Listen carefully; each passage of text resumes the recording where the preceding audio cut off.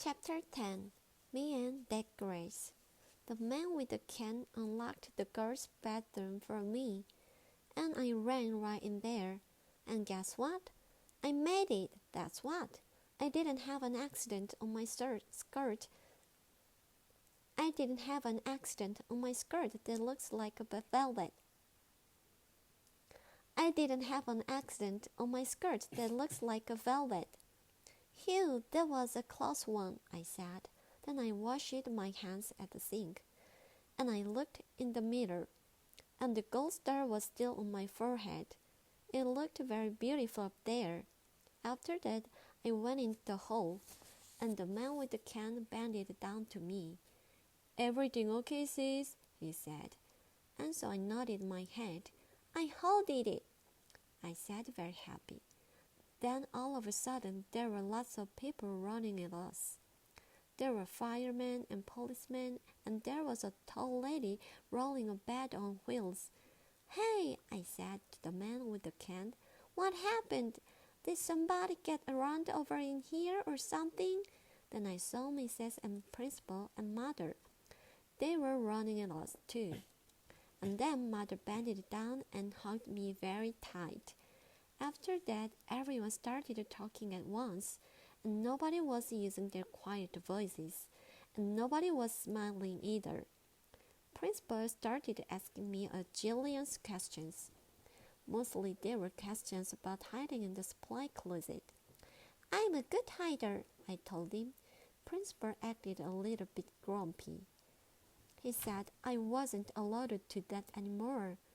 "When you go to school, you have to follow the rules," he said. "What would happen if every boy and girl hid the supply closet after school?" "It would be very smush in there," I said. Then he made his eyes frowny. "But we wouldn't know where anyone was, would we?" he said. "Yes," I said.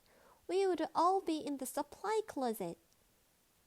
Then Principal looked up at the ceiling, and I looked up too, but I didn't see anything again. After that, Mother looked at me. After that, Mother looked at my bandage. "Did you hurt yourself?" she asked. And I told her all about the dangerous nurse's office, and then I showed her nurse's purple sweater, and she made me give it back. After that, everybody started leaving, the firemen and the policemen, and also the tall lady with the bed. Then finally my mother got to take me home, and guess what? I didn't have to ride on stupid smelly bus. Except the car wasn't that fun, 'cause Mother was grudging me. "I'm sorry the bus wasn't fun for you, Junie," she said. "But what you did was very, very wrong. Didn't you see all the commotion you caused? You had a lot of people very scared." "Yes, but I didn't want chocolate milk poured on my head," I explained to her.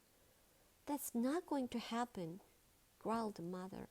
"And you can't just suddenly decide for yourself not to ride the bus.